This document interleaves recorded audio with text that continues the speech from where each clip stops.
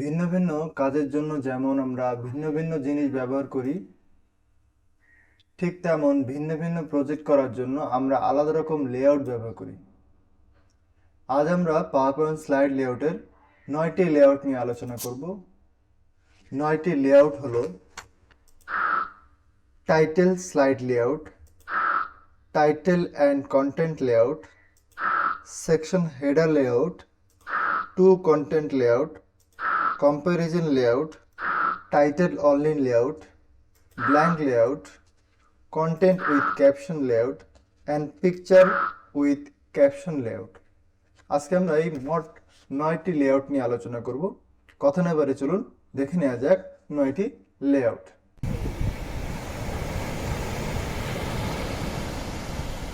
আসসালামু আলাইকুম, আমি শরীফুল ইসলাম, স্টার্ট উইথ শরীফুলের পক্ষ থেকে স্বাগতম।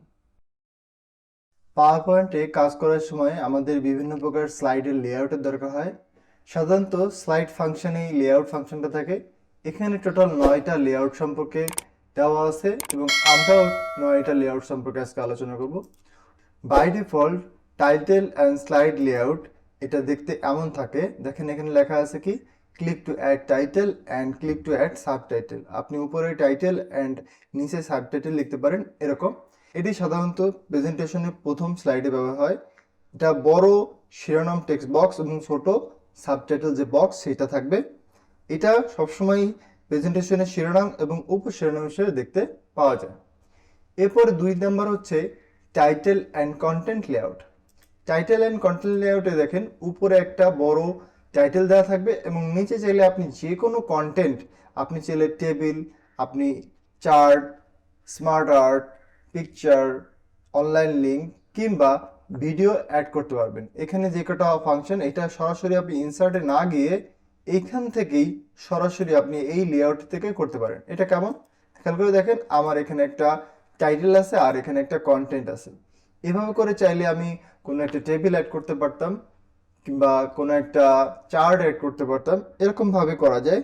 এই লেআউট একটি টাইটেল টেক্সট বক্স এবং একটি কন্টেন্ট স্লাইড পেজ হোল্ডার থাকে, যেখানে টেক্সট, টেবিল, চার্ট, গ্রাফিক্স, অন্যান্য কন্টেন্ট যোগ করা যায়। সেটা আমরা কিন্তু আগেই জানলাম। এরপরে আছে কি, section header layout. Section header লেআউটটা কি, সেটা হচ্ছে আমরা যদি কোনো একটা সেকশন করতে চাই, যে আমি একটা সেকশন থেকে আরেকটা সেকশনে যাচ্ছি, যে আমরা যখন প্রেজেন্টেশন করি তখন দেখা যায় বিভিন্ন সেকশন থাকে।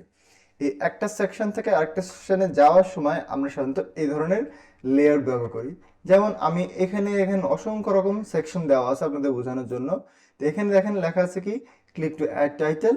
উপরে টাইটেলটা বড় থাকবে এবং নিচের দিকে থাকবে, এবং ক্লিক টু অ্যাড টেক্সট, কিছু টেক্সট দিতে পারেন যে আপনি পরবর্তী সেকশনে কি দেখাবেন তার একটা টাইটেল এবং তার একটা সাবটাইটেল অ্যাড করতে পারেন।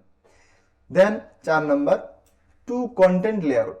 আপনি যদি একই লেআউটের একটা হেডার এবং 2টা কন্টেন্ট রাখতে চান, সেটা হতে পারে আপনি একটা টাইটেল লিখবেন এবং একটা টেবিল, একটা চার্ট দিবেন, সেটাও করতে পারেন।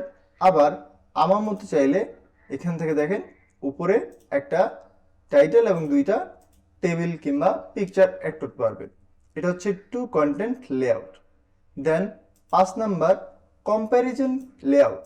কম্প্যারিজন লেআউট বলতে কি বোঝায়, যে কম্পেয়ার করা। আপনি যদি কোনো তুলনামূলকভাবে আলোচনা করতে চান, কোনো কিছু কম্পেয়ার করতে চান, সেই ক্ষেত্রে উপরে টাইটেল থাকবে। আপনি যে সাবজেক্টটা কম্পেয়ার করবেন 2টা দুই পাশে লিখবেন এবং সেটা আপনি অ্যাজ এ পিকচার হিসেবে এখানে ইনসার্ট করতে পারবেন, কিংবা যে কোনো কন্টেন্ট এবং টেক্সট অ্যাড করতে পারবেন। সেটা কেমন দেখেন, এখানে লেখা আছে কি, এসএসডি ভার্সেস এইচডিডি। এটা 2টা টাইটেল আছে আবার, এবং 2টা টাইটেলের সাবটাইটেল বা কম্প্যারিজন কিন্তু সহজেই করা আছে। এটা আমরা দেখলাম হচ্ছে কি কম্প্যারিজন লেআউট।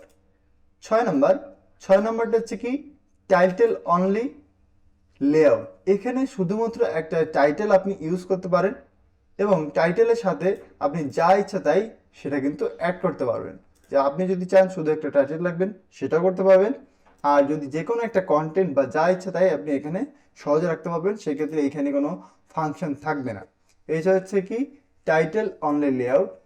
7 নাম্বার আছে কি, ব্ল্যাঙ্ক লেআউট।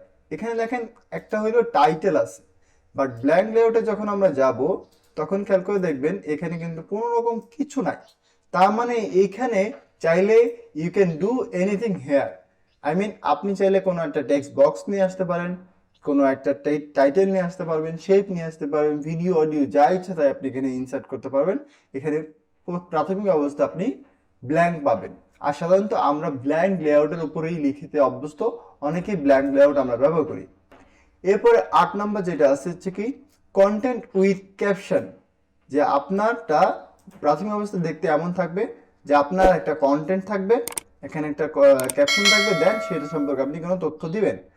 যে এখানে খেয়াল করে দেখেন আমি এআই সম্পর্কে একটা কন্টেন্ট লিখেছি, এখানে এআই ছবি দেওয়া আছে, এআই সম্পর্কে কিছু বলা আছে এবং তার একটা টাইটেল দেওয়া আছে। এখানে চাইলে আপনি যে কোনো content like table, graphics chart যে কোনো কিছু কিন্তু সহজে অ্যাড করতে পারবেন। দেন এখানে কি আছে, শুধুমাত্র একটা ফাংশন আছে, সেটা কি পিকচার উইথ ক্যাপশন। শুধুমাত্র পিকচার ইনসার্ট করার জন্য একটা ফাংশন আছে, তার সাথে সাথে আপনি একটা টাইটেল অ্যাড করতে পারবেন, একটা সাবটাইটেল বা টেক্সট দিতে পারবেন। এখানে শুধুমাত্র পিকচার ইনসার্ট করার ফাংশন পাবেন। এটাও ওরকম, চাইলে আপনি একটা পিকচার এবং চাইলে কন্টেন্ট অ্যান্ড টাইটেল দিতে পারবেন। ঠিক এই মোট 9 প্রকার টাইটেল এবং লেআউট আপনি ব্যবহার করতে পারেন।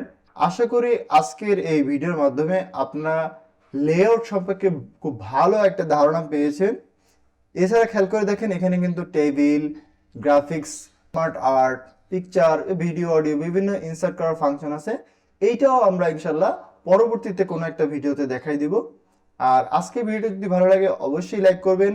ভিডিও সম্পর্কে যদি কোনো মতামত থাকে অবশ্যই কমেন্ট করে জানাবেন। আর আমার চ্যানেল যদি নতুন হয়ে থাকেন অবশ্যই সাবস্ক্রাইব করবেন। খোদা হাফেজ।